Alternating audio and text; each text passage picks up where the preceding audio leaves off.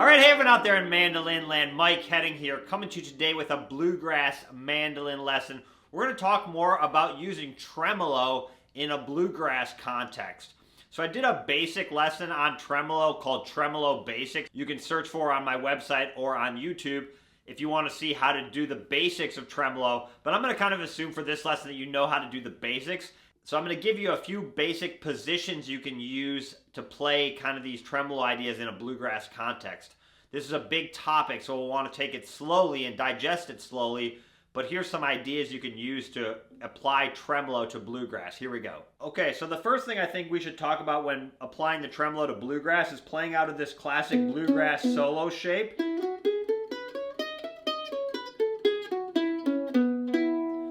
That idea, you can check out a lesson I did called Bluegrass Mandolin Solo Shapes if you aren't familiar with this position.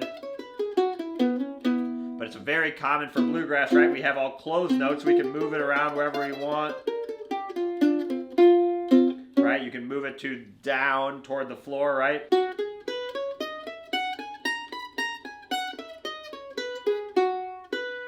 There's a lot of ideas you can do with this, but let's take it on the lower strings just to start. So this would be like the key of E, right? So one thing you can do is practice I like using my first finger as kind of my anchor, and your chord tones are going to be, right? So those are going to be the notes that make up the chord. So in this case, E, G sharp, B, and E. You can remember the notes, but I would think of it as a position, right? So I have my index finger, ring finger, index finger, next string, and then pinky, right? And I can grab the second finger down here. And there's more notes, obviously, more chord tones, but that's just kind of the basic position, right? So what I would do is practice sliding and tremoloing into each of those notes and kind of using your first finger as like your anchor.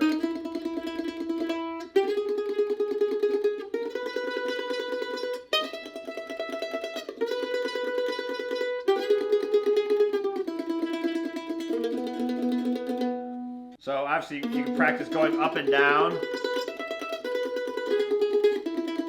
But another thing you'll do in bluegrass a lot is connect the tremolo with a series of downstrokes only. That's like a very Bill Monroe style, but it really helps those notes in between the tremolo pop out. So using those same notes, I can play something maybe like this for a little kickoff.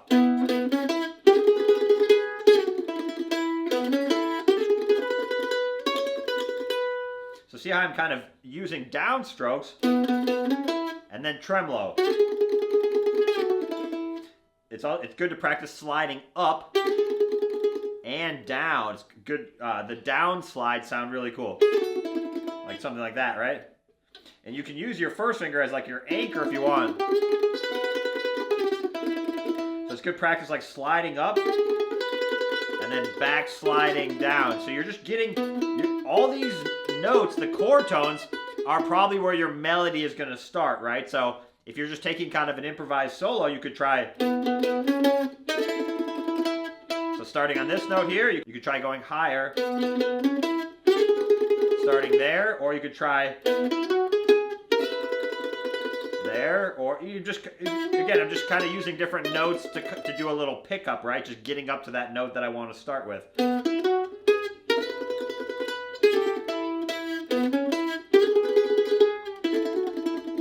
So again, I'm just getting used to that position.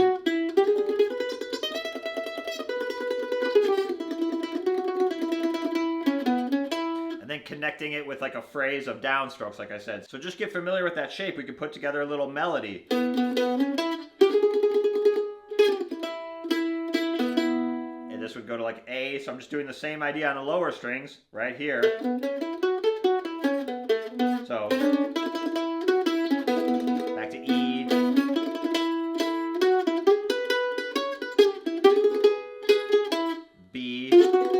Which is this same shape, just up, right? So I'm just using that same shape, just visualizing it either on the lowest strings, the middle strings, or the high strings. And then back to E, right? A, E,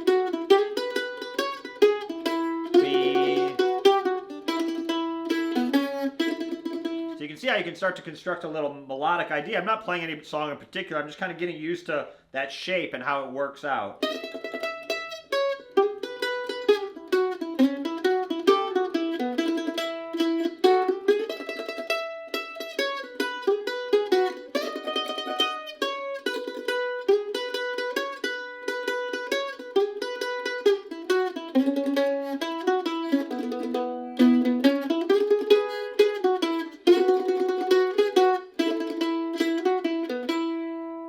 The other thing you can do, and hopefully practice and see that I'm trying to do, is, again, you can move your right hand around a lot too. That's a thing that even beginner and a lot of intermediate players don't use enough of, in my opinion.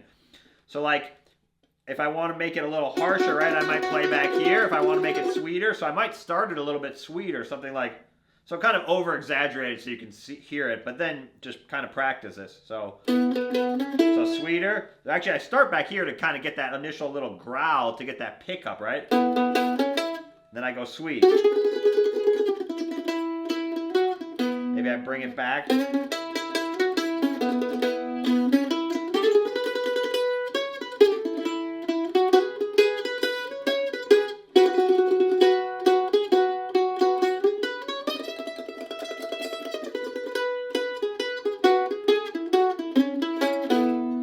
When I'm doing those down strokes, I'm really back toward the bridge. So obviously that's personal preference, but that's like, again, a very Bill Monroe thing, to move your right hand around a lot and get more different tones than just playing in one single spot on the, you don't always have your hand locked in one position, your right hand.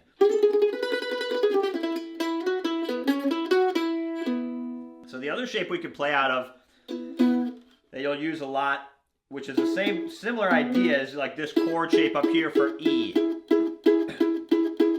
And then the last one you could do, which in E would be really high, would be like way up here, like your Bill Monroe chop shape. So I'll show you that one in a different key in a second. So same idea, right? We have our chord tones. Now we have our chord tones here. The other thing I should mention is, right, this idea here,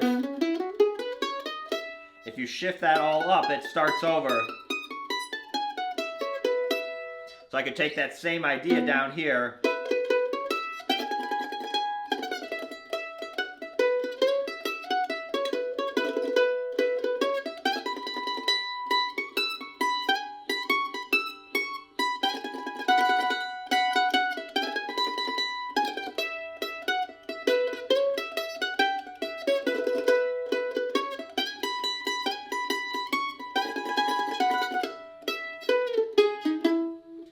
Shift into that position. So that's something I'll do a lot, is play with those octaves. So I'll break this down in a minute. I know I just talked about this chord, so we'll get into that in just one second. I just thought of one other thing I wanted to touch on with this shape, right, is this. So maybe I start down here.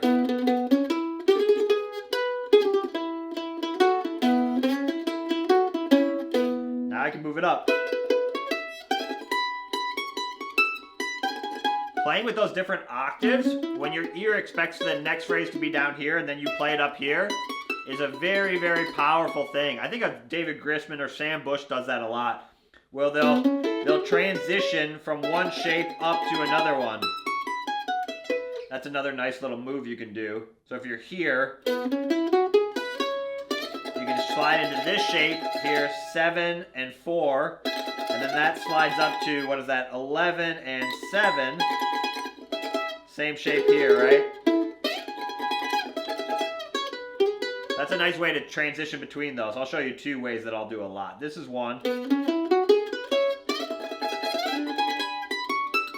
you're up in that shape. To get back down, you can go back down. The other one is using this shape here. So this is the other shape I was just talking about. So you can go from like this idea, which is this, just on different strings. So you could do something like... So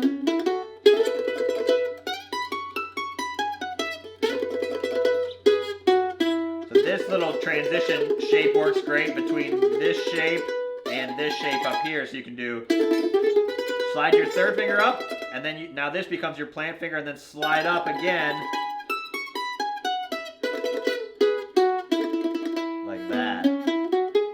Remember, it works any key, so move it up a fret, right? We're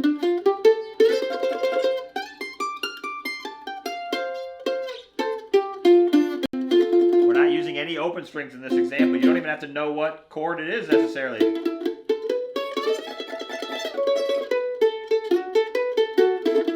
Very powerful, right? You can, and it'll work. Again, it depends on what set of strings you're on, but you can always do that little move. It might happen somewhere else,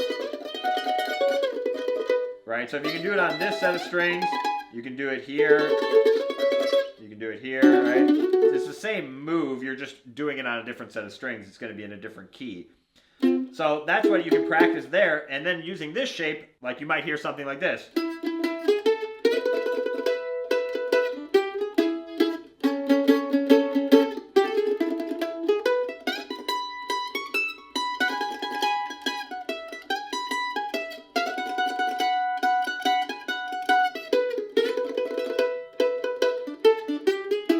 I'm just, again, exploring this shape, but that's a very common little move, this. And then kind of using like the open strings.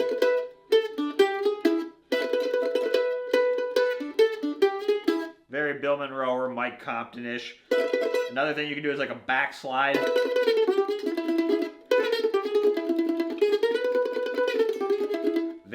That's a very like Bill Monroe or Mike Compton idea. So you're kind of doing that fast picking or tremolo through that. And it doesn't always matter what finger you're doing. Just visualize the shape. You see, I'm just visualizing this shape. Because then you can do it wherever you want, right? You can do it down here in C, D, right? It doesn't even, maybe D flat or C sharp, right? You don't necessarily have to know what key it is.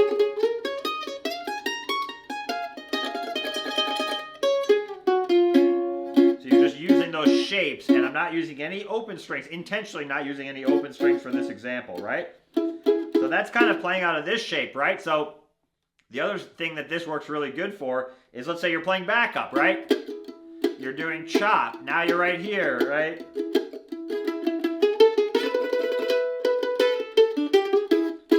Maybe if you just want to throw a little fill in.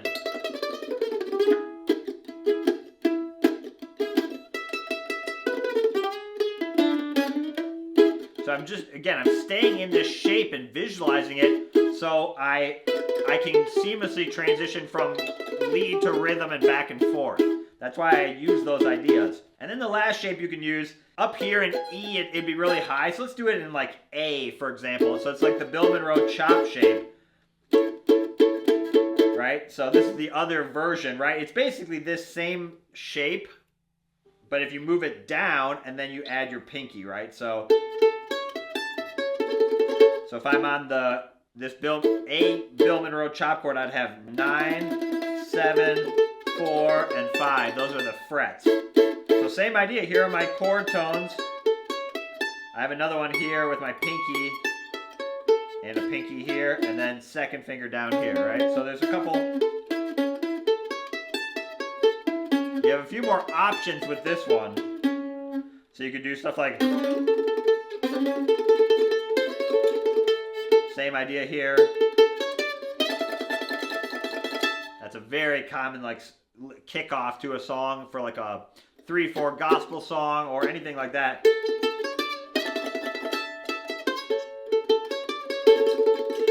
Another one you could do is so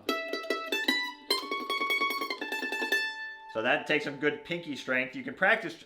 You can't take your finger off if you need to, but it's good practice. Try and keep your second finger down on that root note, and then slide your pinky up from either 7 to 9 or 8 to 9. And then back.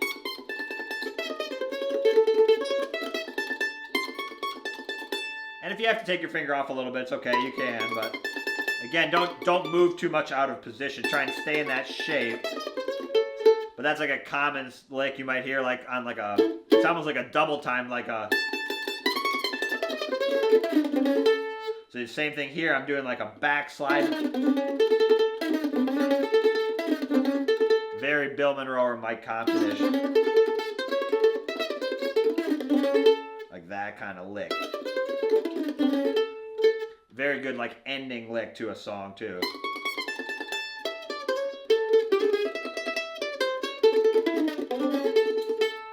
Like that. So work out of these shapes. You also notice like if you go up, that's your D chord, so your 4 chord in the key.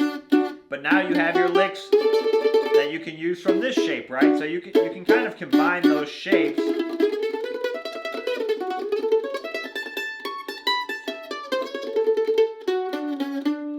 Right? So if I was in E, then my A chord, 4 chord would be here, and D would be here, right? So I could do.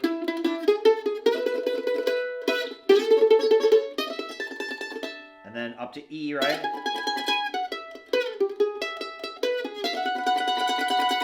So that's B. That's like my chop chord for B. So I'm just thinking out of these shapes. Really try and visualize the shape. That's going to connect the backup you already know to now these like tremolo kind of lead or fill licks that you're going to do. All right, I threw a lot at you there, so take it slow. Don't expect you to digest it all at once. But I keep reiterating, but visualize the shapes. It's going to be a lot less to remember if you can remember those 3 shapes that we talked about, and then you can just play all over the neck in any key once you get it down. Obviously, it's going to take a little bit of time, but I think you can get this with some practice. Good luck and keep picking. Listen to some great tremolos like David Grisman, Sam Bush, Bill Monroe. There's a lot of great people out there doing the tremolo. It's kind of the classic, most associated technique with the mandolin, so I think it's a really important one to know. All right, good luck and keep picking. You got this.